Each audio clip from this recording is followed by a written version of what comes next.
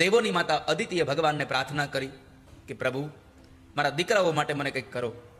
ફાગણ મહિનામાં 12 દિવસ દૂધ ઉપર રહી અને એણે માં ભગવાનનું વ્રત કર્યું. પરમાત્મા પ્રસન્ન થયા અને એ પરમાત્માએ કહ્યું કે માં, અત્યારે હું કંઈ કરી નહીં શકું બલિને, પણ તમારું વ્રત નિષ્ફળ નહીં જાય એટલા માટે યાદ રાખો, હું બલિને મારી ન શકું તો કાંઈ નહીં, પણ બલિ પાસે માગી શકું. અને એ ભાવ સાથે ભગવાન ચતુર્ભુજ રૂપ અંતર્ધાન કરી અને પરમાત્મા બાળકના રૂપમાં પ્રગટ થયા છે. બોલીએ વામન ભગવાન કી જય. ભગવાન વામનનું પ્રાગટ્ય થયું. દેવતાઓએ મૂંજની મેખલા આપી, કોઈ મૃગચર્મ આપ્યું, કોઈએ શ્વેત છત્ર આપ્યું, કોઈએ કમંડળ આપ્યા છે. અને બ્રાહ્મણોએ યજ્ઞોપવિત સંસ્કાર કર્યા. માં અન્નપૂર્ણાએ ભિક્ષા આપી, પણ વધારે ભિક્ષા લેવા માટે થઈને ગુરુદેવના કહ્યા પ્રમાણે ભગવાન વામન જઈ રહ્યા છે ભૃગુ કચ્છની અંદર, કે જ્યાં આગળ બલિરાજાનો યજ્ઞ ચાલે છે. પરમાત્મા આવ્યા તો પરમાત્માનું સ્વાગત થયું. સૌથી મોટા 2 સંદેશાઓ આ કથાના. કથાને તો આપણે જાણીએ જ છીએ કે ભગવાન વામન અવતારમાં આવ્યા અને એનું સ્વાગત થયું. પછી બલિરાજાએ કહ્યું કે તમે માગવું હોય તે માગો. પરમાત્માએ 3 ડગલા જમીન માગી. શા માટે? 3 ડગલા જમીનનો એક અર્થ એ બતાવ્યો મહાપુરુષોએ કે 3 ડગલામાં બધું જ આપ્યું, તન, મન અને ધન. આ બધું જ ભગવાનને અર્પણ કરી દેવાનું, એનો ભાવ એટલે 3 ડગલાનો જમીનનો સંકલ્પ. સૌથી અગત્યનો સંદેશો આ કથાનો એ છે, જ્યાં સુધી શુક્રાચાર્ય મહારાજે એમ ન કહ્યું કે તું મારી વાત માનતો નથી, કારણ કે બલિરાજાએ 3 ડગલા જમીન આપવાની વાત કરી તો શુક્રાચાર્ય મહારાજે ના પાડી કે તું આને કશું આપતો નહીં. પણ બલિરાજા એ વાતમાંથી ફર્યા નહીં, એ અડગ રહ્યા. એટલે શુક્રાચાર્ય મહારાજે કીધું કે જા, હું તને શ્રાપ આપું છું કે તું તારી સંપત્તિથી વિહોણો થઈશ. ત્યારે ભગવાન રાજી થયા. કેમ? ભગવાન પણ કહે છે કે આ દુનિયામાં જે માણસ ઉપર એના ગુરુનો હાથ હોય એનો વાળ વાંકો ભગવાન નારાયણ પણ પોતે ન કરી શકે ક્યારે. જેના ઉપર ગુરુનો હાથ હોય.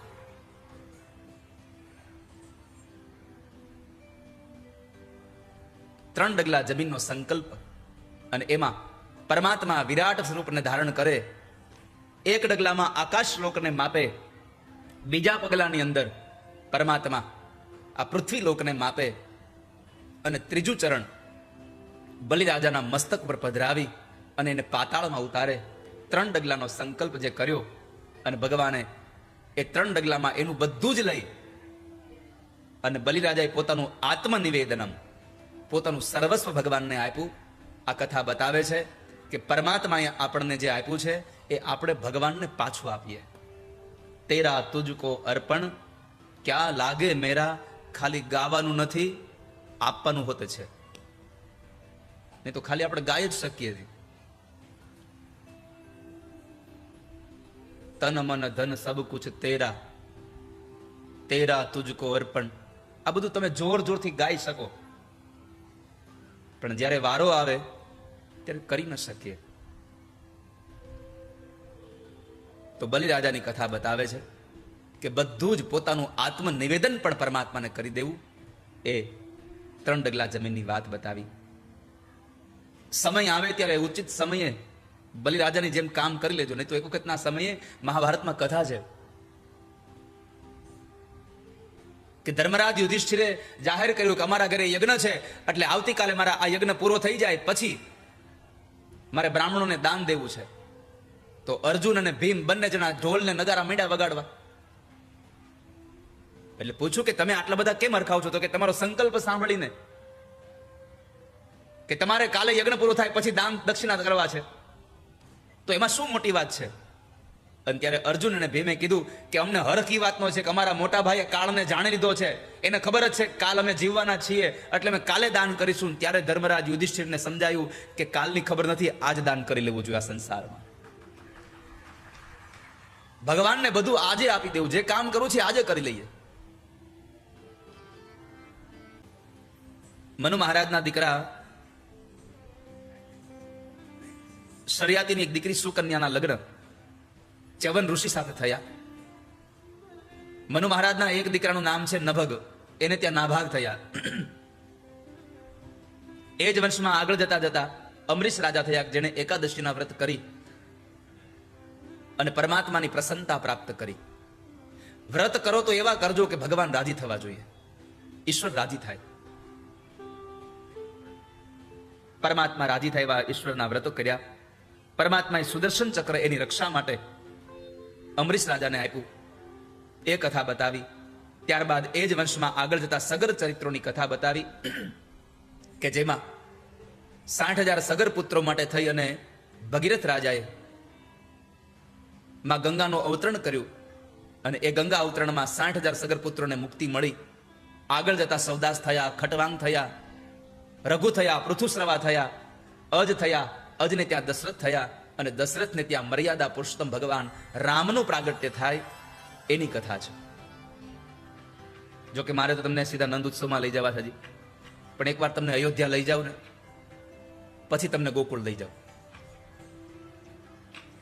જીવનમાં જ્યાં સુધી મર્યાદા ન આવે ત્યાં સુધી ક્યારેય પૂર્ણ પુરુષોત્તમની પ્રાપ્તિ ન થાય. જો કે કૃષ્ણ ભગવાનનું પ્રાગટ્ય તો રાત્રે 12 વાગે થયું હતું. હજી તો કૃષ્ણ ભગવાનને આવવાને હજી તો 6 જ વાગ્યા છે, રાતે 12 વાગે આવવાના છે.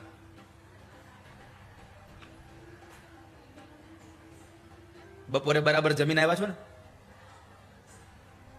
જેને ભૂખ લાગી હતી બધા વૈયા હોત ગયા ક્યારના 5:30. પણ તમે બધા બેઠા છો. 6:16 થઈ છે. 7 વાગે નંદ ઘેરે આનંદ ભયો થશે. કેટલા વાગે? 7 વાગે. 7 વાગ્યા સુધી જેનાથી બેહાય એમ ન હોય એ અત્યારે જ રજા લઈ લેજો.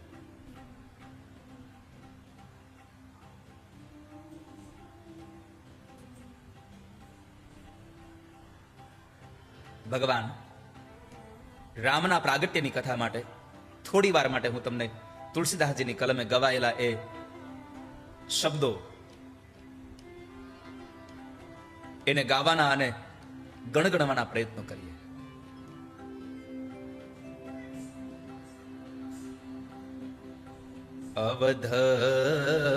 અવધપુરી રઘુકુલ નિરાહુ વેદ વિદિત તેહી દશરથ ના ધર્મ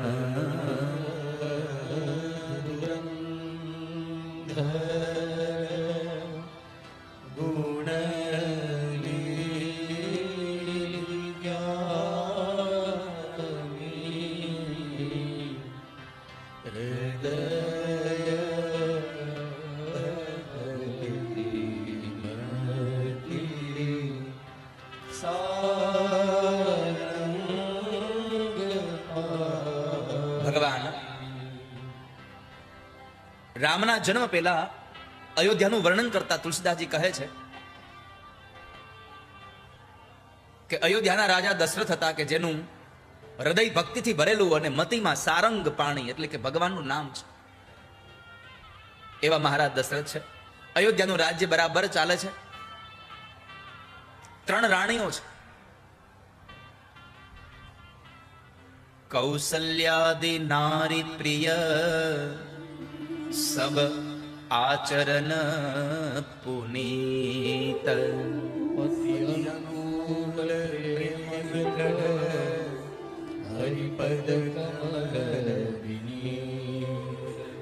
કૌશલ્યા, કૈકેયી અને સુમિત્રા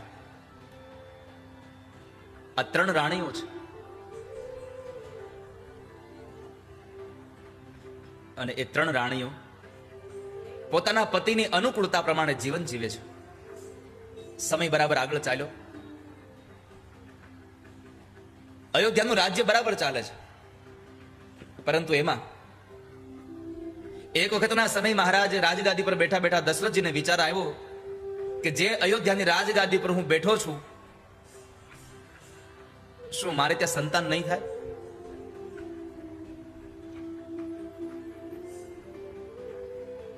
મારે ત્યાં બાળક નહીં થાય? આ અયોધ્યાની ગાદીનો વારસદાર એનો રાજા નહીં આવે?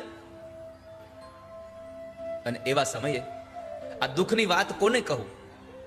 એટલે પોતે પોતાના ગુરુ પાસે જઈ અને કહેવા લાગ્યા છે કે બાપજી, તમારા આશીર્વાદથી બધી જ વાતના સુખ છે, પણ એક દીકરો નથી એ વાતનું દુઃખ છે. ત્યારે વશિષ્ઠ મહારાજ કહે છે, રાજા ધીરજ રાખો, તમારે ત્યાં એક નહીં પણ 4 દીકરાઓ થશે, અને એ પણ તમારા કુળની કીર્તિને 4 ચાંદ લગાડે એવા થશે.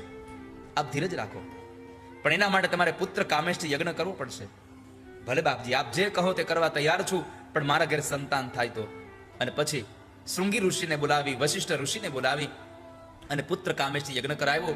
યજ્ઞના અંતિમ સમયે જ્યારે બીડું હોમાતું હતું, ત્યારે ભગવાન યજ્ઞનારાયણ પ્રગટ થયા અને એને પ્રસાદનો એક પાત્ર મહારાજ વશિષ્ઠને આપ્યો. વશિષ્ઠ બાપજીએ દશરથ રાજાને આપ્યો. દશરથ રાજાએ કૌશલ્યાને આપ્યો, અને એ કૌશલ્યાએ પ્રસાદમાંથી એણે અને કૈકેયીએ 2 ભાગ કર્યા. 2 ભાગમાંથી એક ભાગ કરી અને 2 ભાગ સુમિત્રાજીને આપ્યા. પ્રસાદ ઉદરમાં ગયો, સમય વ્યતીત થયો, નવી ચેતનાઓ અનુભવવા લાગ્યા છે કે અમારા શરીરમાં કંઈક નવી ચેતનાઓ આવી છે. આમ કરતા કરતા સમય ગયો, શિયાળો ગયો, ઉનાળો આવ્યો, ઉનાળાની અંદર પણ ફાગણ મહિનો ગયો, અને ચૈત્ર મહિનાની અંદર એકમ, બીજ, ત્રીજ, આમ કરતા કરતા 9મીનો સૂર્ય ઉદય થઈ અને મધ્યાંતરની પૂર્વ જ્યારે સૂર્ય પહોંચે છે, ત્યારે માં કૌશલ્યાના ઓરડાની અંદર એક તેજ પથરાયો અને માં કૌશલ્યાની સામે ભગવાન ચતુર્ભુજ નારાયણ પ્રગટ થયા છે. બોલીએ ચતુર્ભુજ નારાયણ ભગવાન કી જય. ભગવાનને જોઈને માં કૌશલ્યા ભગવાનની સ્તુતિ કરે છે. જીવનમાં જ્યાં સુધી મર્યાદા નહીં આવે વાલા વૈષ્ણવો, ત્યાં સુધી ક્યારેય પણ ભગવાન કૃષ્ણની પ્રાપ્તિ નહીં થાય.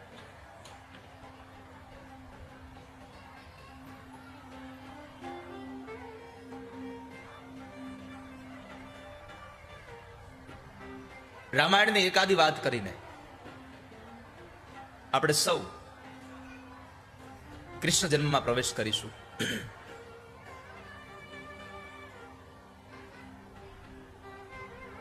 રામ કથા એટલે ભગવાનના ગુણાનુવાદનો એક રસ.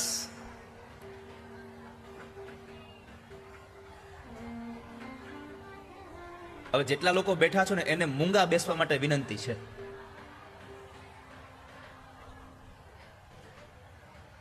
જેટલા બેઠા છો બધાને મૌન ધારણ કરો. મેં આગળ કહ્યું કે નહીં ખબર નહીં તમને, પણ આજે કહી જ દઉં કે ક્યારેય પણ કથામાં જઈએ, ક્યારેય પણ મંદિરોમાં જઈએ, કે ક્યારેય પણ કોઈ મહાપુરુષો પાસે જઈએ તો પ્રાયઃ મૌન ધારણ કરીએ.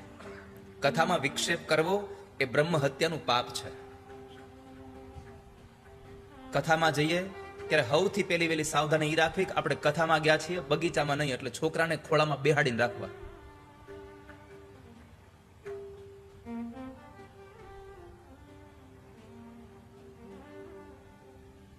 દેવી ભાગવતમાં લખ્યું છે કે સૂતા માણસને કારણ વગર જગાડો તો બ્રહ્મ હત્યાનું પાપ લાગશે. પતિ અને પત્નીના પ્રેમમાં તિરાડ પાડશો તો બ્રહ્મ હત્યાનું પાપ લાગશે. મા બાપથી છોકરાઓને જુદા કરશો તો બ્રહ્મ હત્યાનું પાપ લાગશે. અને કથામાં ડિસ્ટર્બ કરશો તો બ્રહ્મ હત્યાનું પાપ લાગશે. નિદ્રા ભંગ કથા છેદો. માટે આપ સૌને પ્રાર્થના છે કે હવે જેટલો સમય અહીં તમે બેસવાના છો, આજનો દાડો જ નહીં, હજી 3 દિવસ બાકી છે, આ બધા જ દિવસ કથાના મંડપમાં પ્રવેશ કરો એટલે મૌન ધારણ કરી લેવું. આપણાથી પાપ ન થઈ જાય અહીંયા.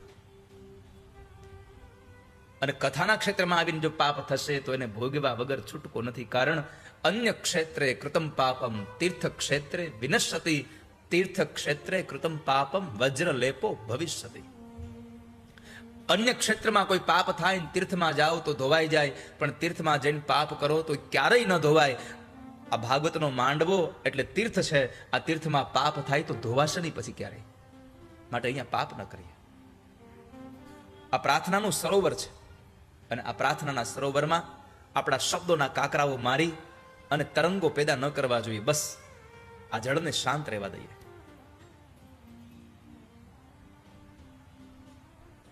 રામ એટલે મર્યાદા છે, લક્ષ્મણ એટલે વિવેક, ભરત એટલે વૈરાગ્ય, શત્રુઘ્ન મહારાજ એટલે સદવિચાર, અને માં જાનકી સ્ત્રીનો ધર્મ શું હોય એ બતાવવા માટે માં જગદંબા પ્રગટ થયા છે. દાસ કેવો હોવો જોઈએ એના માટે હનુમાનજી મહારાજનું જીવન ચરિત્ર વાંચી જુઓ એકવાર. દાસ્ય ભક્તિનું કોઈ શ્રેષ્ઠ પ્રતીક હોય તો હનુમાનજી છે.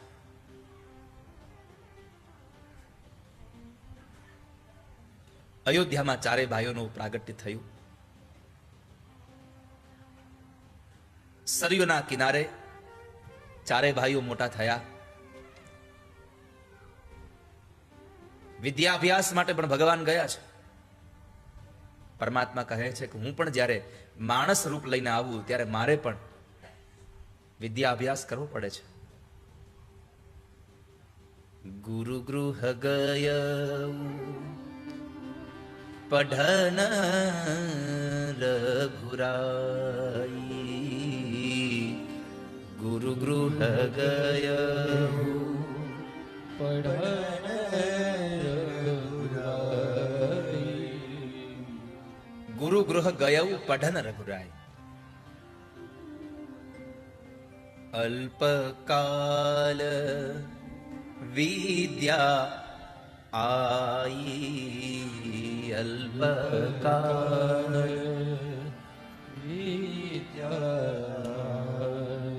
ક્યારેક ક્યારેક કોઈ પાઈ બોલે, ક્યારેક કોઈ આઈ બોલે છે, પણ શબ્દ આઈ છે. વિદ્યાને મેળવી નથી, વિદ્યા પોતે આવી છે રઘુવીર પાસે. ભગવાન પાસે સ્વયં વિદ્યા આવી છે.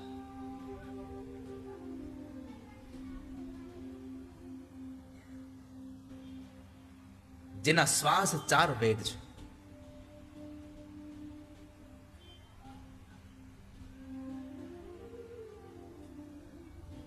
એ પરમાત્મા વિદ્યા અભ્યાસ માટે ગયા. એ પ્રભુ ગયા. આ સંસારમાં વિદ્યા બહુ અગત્યની છે. આ સંસારમાં એજ્યુકેશન બહુ અગત્યનું છે. કોઈ ગરીબોને તમે કદાચ વસ્ત્ર ન આપો, કોઈ ગરીબોને અનાજ ન આપો ચાલે, પણ કોઈ ગરીબના છોકરાને 2-5 વર્ષ જો ભણાવી દો ને તો એનો છોકરો આખી પેઢીને ગરીબાઈમાંથી દૂર લઈ જવાનું કામ થઈ જાય. એને ભણાવી દો તો. પરમાત્મા કહે છે અભ્યાસ બહુ જરૂરી છે. 16 વર્ષની ઉંમરે ભગવાને યાત્રા કરી છે. અને યાત્રા હંમેશા યુવાનીમાં જ થાય. વૃદ્ધ થઈ ગયા પછી યાત્રા ન થાય.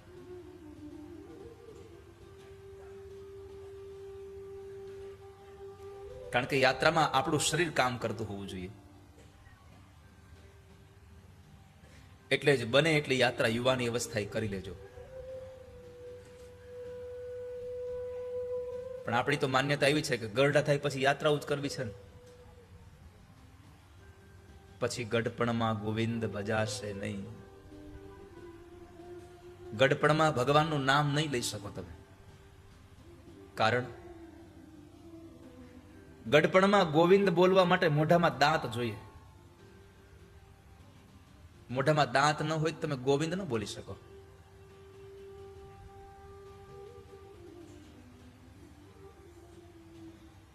ગોવિંદ બોલવા માટે દાંત જોઈએ. કારણ કે દ એક એવો શબ્દ છે કે તમારી જીભ દાંતને અડે તો જ દ બોલાય.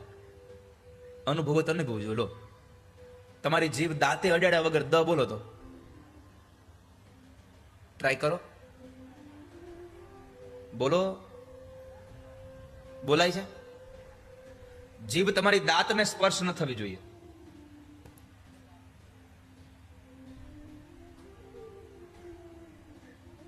તમારે બોલવું હોય હે ભગવાન, તો એ ભગવાને તમે બોલી નહીં શકો પછી. કારણ અમુક અવસ્થા પછી મોઢું ખુલ્લું જ રહે, એ ભેગું જ ન થાય કોઈ રીતે. અને ભગવાન બોલવા હાટું 2 હોઠને ભેગા કરવા પડે. હવે તમે બોલો, 2 હોઠને ભેગા કર્યા વગર ભગવાન બોલી દો. લ્યો બોલો, ટ્રાય કરો. બોલાય છે? એટલે કહું છું પછી ગડપણમાં ગોવિંદ ભજાશે નહીં. પછી ગડપણમાં ગોવિંદ નહીં ભજી શકો. પરમાત્માએ કહ્યું 16 વર્ષની ઉંમરે એમણે યાત્રા કરી છે. યુવાનીમાં ભગવાન યાત્રા કરે. રામચરિત માનસ તો બહુ વિશાળ છે.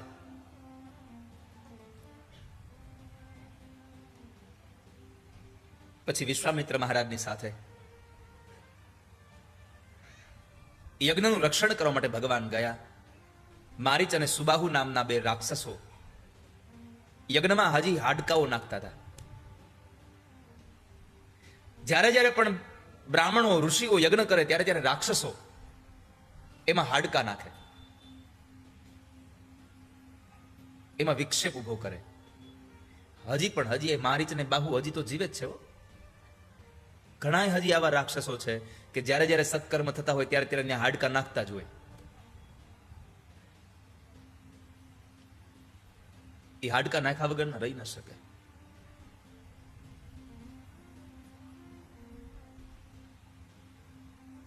એમાં મારીચ અને સુબાહુથી એનું રક્ષણ કરવા માટે થઈ અને ભગવાનને લઈ ગયા વિશ્વામિત્ર મહારાજ. મારીચની મતિ બદલાઈ ગઈ ભગવાનને જોઈને, પણ સુબાહુ ન બદલ્યો. પરમાત્મા એનો ઉદ્ધાર કર્યો. પછી ભગવાન વિશ્વામિત્ર મહારાજના કહેવા અનુસાર જનકપુરમાં આવે છે. અને એ જનકપુરની અંદર આવતા સમયે માર્ગની અંદર રસ્તામાં એક પથ્થરની શિલા હતી. અને એ પથ્થરની શિલાને વિશ્વામિત્ર મહારાજે કહ્યું કે રામ, આ તમારી પ્રતીક્ષા કરે છે, આ તમારી રાહ જુએ છે. એક કામ કરો, આને તમારા પગનો સ્પર્શ કરાવો. તમારા ચરણની રજ મળે તો આનો ઉદ્ધાર થાય. આ ગૌતમ નારી છે. ભગવાનના ચરણની રજ થકી એ ગૌતમ નારી અહલ્યાનો ઉદ્ધાર થયો અને પથ્થરમાંથી સ્ત્રી પ્રગટ થઈ. એ સમયે પણ અહલ્યાએ બે હાથ જોડી ભગવાનને પ્રણામ તો કર્યા, પણ આભાર પોતાના પતિનો માન્યો કે જો આજ મને પથ્થર ન બનાવ્યું હોત તો મને રામ ન મળ્યા હોત, મને પ્રભુ ન મળ્યા હોત. ઈશ્વરની પ્રાપ્તિ થઈ, પરમાત્મા મળ્યા. બે ભાઈઓનો સમાજમાં ભાઈઓનો પ્રેમ કેવો હોય, ભાઈઓની મર્યાદા કેવી હોય, એનો ઉપદેશ કરતો કોઈ સદગ્રંથ હોય તો એ રામચરિત માનસ છે. લોકો કહે છે રામ રાજ્ય ક્યારે આવશે, તો એટલું જ કહેવું ગમે છે કે રામ રાજ્ય આવવાનો બીજો અર્થ કઈ નથી, પણ રામાયણમાં ચાર ભાઈઓ વચ્ચે જે પ્રેમ હતો એ પરિવારમાં ભાઈઓ વચ્ચે પ્રેમનું નિર્માણ થાય. એક પત્ની અને એક પતિ વચ્ચેની મર્યાદાઓ, એક સાસુ અને વહુની વચ્ચેની મર્યાદાઓ જ્યારે આ સમાજમાં નિર્માણ થશે ત્યારે રામ રાજ્યની સ્થાપના સંસારમાં થશે. સંસારમાં રામ રાજ્યની સ્થાપના કરવી હોય તો રામાયણ જેવા સદગ્રંથોના વિચારો આપણા જીવનમાં ઉતરવા જોઈએ. એમને એમ ક્યારેય પણ રામ રાજ્યની સ્થાપના નહીં થાય. એક નાનો પ્રસંગ કહીને આપણે ગોકુળની યાત્રાએ જતા રહીએ. ભાઈઓનો પ્રેમ કેટલો! જ્યારે વિશ્વામિત્ર મહારાજ રામ અને લક્ષ્મણ બે ભાઈઓને લઈ અને જનકપુરમાં જાય છે,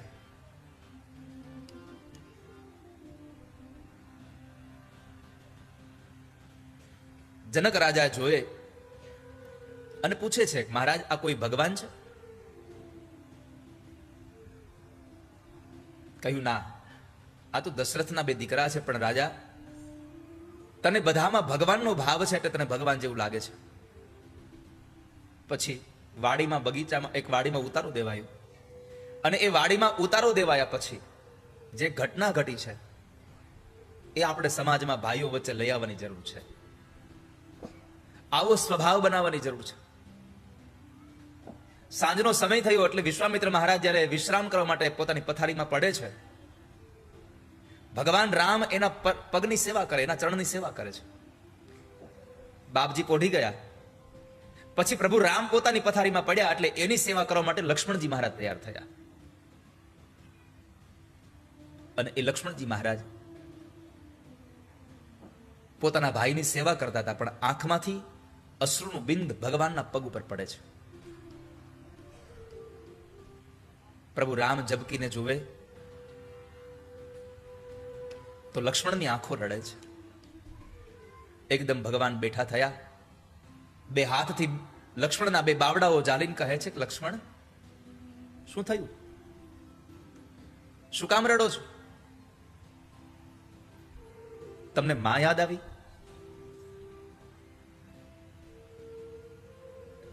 ભગવાને પૂછ્યું કે માં યાદ આવી? તો ભગવાનના પ્રશ્નનો જવાબ દેતા લક્ષ્મણજી મહારાજ બોલ્યા છે કે મોટા ભાઈ સાંભળો, જ્યાં સુધી મારી સાથે મારા મોટા ભાઈ રામ હોય છે ત્યાં સુધી મને મારી માં કોઈ દી યાદ નથી આવી સુધીમાં. આવું વાક્ય શું કામ બોલ્યા? તો કહે છે કે માં જેટલી એની કાળજી રાખે એટલી કાળજી ભગવાન રામ રાખતા હતા, એટલે માને યાદ નહોતી આવતી કોઈ દિવસે. મોટો ભાઈ સમય આવે તો બાપ પણ બને, અને મોટો ભાઈ સમય આવે તો માં પણ બને. તો તમને અયોધ્યાની યાદ આવી? તો કહે છે ના, તમે સાથે હોવ તો મને અયોધ્યા યાદ ના આવે ક્યારે. તો શું કામ રડો છો? લક્ષ્મણજી બોલ્યા છે મોટા ભાઈ, મારી આંખમાં આંસુ એ વાતના છે કે તમારા યુગલ ચરણની સેવા હું કરતો હતો. કાલે કદાચ સ્વયંવરમાં તમારા લગ્ન થશે અને મારા ભાભી આવશે, તો જે પગની સેવા કરું છું એ પગની સેવા મારા હાથમાંથી જૂટવાઈ જશે. એટલે મને દુઃખ લાગે છે કે હું મારા મોટા ભાઈના પગની સેવા નહીં કરી શકું.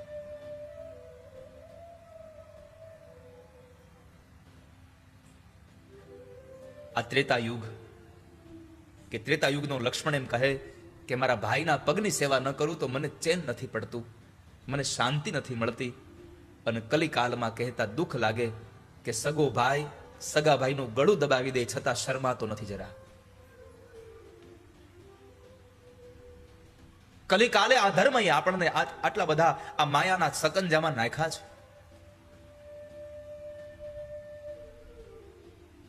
ભગવાન રામનો નિર્ણય સાંભળીને આપણને રાજીપો થાય. લક્ષ્મણ બોલ્યા કે તમારા પગની સેવા નહીં થાય એટલે મને રડવું આવે છે. તો ભગવાન રામ કહે છે કે સાંભળો લખન, કાલ મારા લગ્ન થશે, તમારા ભાભી આવશે, તો મારા ડાબા પગની સેવા તમારા ભાભી કરશે અને મારા જમણા પગની સેવા મારો લક્ષ્મણ કરશે. આજથી. અને પછીનું વાક્ય ભગવાન રામ બોલ્યા કે લક્ષ્મણ, કદાચ આ નિર્ણય મારો તમારા ભાભીને પસંદ નહીં હોય અને મારે બેમાંથી એકને છોડવાનો વારો આવશે, તો ભરોસો રાખજો હું તમારા ભાભીને છોડી શકીશ પણ તમને નહીં છોડું ક્યારે આ સંસારમાં. આ ભાવનાઓ જ્યારે ભાઈ પ્રત્યે પ્રગટ થશે ત્યારે સંસારમાં રામ રાજ્યની સ્થાપનાઓ થશે.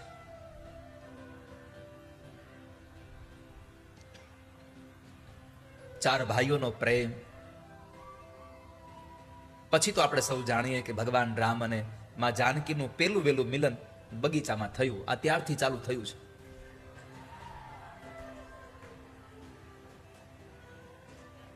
પેલું વેલું મિલન ત્યાંથી થયું. સાથે સામે મળ્યા અને બગીચામાં એકબીજાને જોયા અને